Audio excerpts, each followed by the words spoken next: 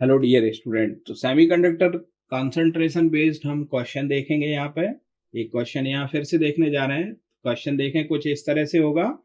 In N extrinsic semiconductor the hole concentration is given to be 1.5 Ni। That means hole concentration given है। Hole concentration को हम P से represent करते हैं and that is 1.5 Ni। That means Ni यहाँ पे intrinsic semiconductor concentration है और इंट्रिंसिक सेमीकंडक्टर कॉन्सेंट्रेशन से 1.5 टाइम्स है होल कॉन्सेंट्रेशन एक्सट्रिंसिक सेमीकंडक्टर में। फिर इसके बाद क्वेश्चन में आगे है where Ni is the intrinsic carrier concentration of 1 into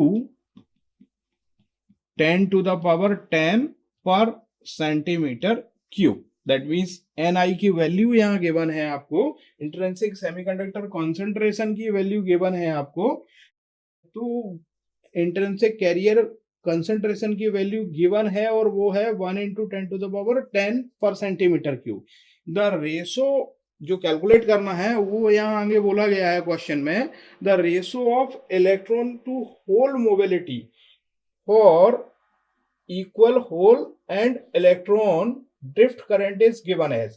तो ये जो जो आस्किंग है वो आस्किंग क्या है, ratio of electron to hole mobility. तो मोबिलिटी को हम म्यू से रिप्रेजेंट करते हैं, तो mu E upon mu H, ये रेशो हमें कैलकुलेट करना है for equal electron and hole drift current के लिए।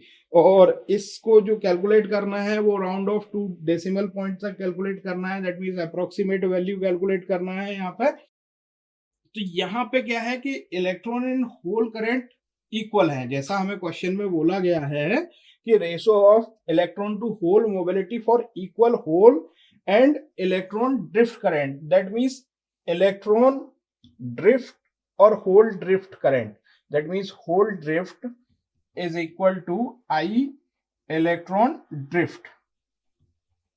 यहाँ इलेक्ट्रॉन को हम n से रिप्रेजेंट कर रहे हैं, तो n drift, that means I P drift that is equal to I N drift. और इसको हम जब हम न्यूमेरिकल सॉल्व करते हैं तो वैल्यू क्या होती है, P Q mu P E A value, और यहाँ पे N Q mu N E A. तो बाकी तो सारी चीजें कांस्टेंट है, म्यू पी और म्यू ए ये डिफरेंट है यहाँ पे, और साथ में इसके एन और पी, ये पी कॉन्सेंट्रेशन और ये एन कॉन्सेंट्रेशन ये डिफरेंट है।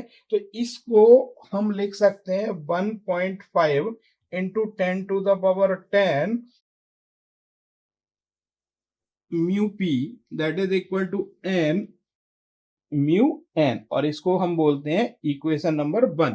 जैसे यहाँ पे Q इलेक्ट्रॉनिक चार्ज कैंसिल हो गया, E A कैंसिल हो गया यहाँ पे, है ना, इलेक्ट्रिक फील्ड और एरिया क्रॉस सेक्शन ये कैंसिल हो गया है यहाँ पे, तो क्या बच गया है P, that means hole concentration, mu P hole mobility, electron concentration electron mobility. ये दिया नहीं है हमें, इसलिए हम इस तरह से कर रहे हैं यहाँ पे। तो ये आपको इक्वेशन नंबर 1 के फॉर्म में मिल गया। अब हम जानते हैं कि using mass action law, mass action law क्या कहता है, according to mass action law np that is equal to ni square। that means whole concentration into electron concentration का जब मल्टीप्लीकेशन करते हैं तो वो इंट्रिंसिक कैरियर कॉन्सेंट्रेशन के स्क्वायर के बराबर होता है। तो यहाँ पे n concentration that means electron का कॉन्सेंट्रेशन निकाल सकते हैं, that is ni divided by ni square divided by 1.5 into ni। तो ni से ni कैंसिल हो जाता है यहाँ पे, तो बचाता है ni upon 1.5, that means 10 to the power 10 divided by 1.5 centimetre cube पर, है ना, पर सेंटीमीटर क्यूब। तो अब हम यहाँ पे इस जो कैलकुलेशन है इस कैलकुलेशन को इक्वेशन नंबर 1 में सब्स्टिट्यूट कर देते हैं। तो 1.5 into 10 to the power 10 into mu P that is equal to 10 to the power 10 divided by 1.5 into mu N.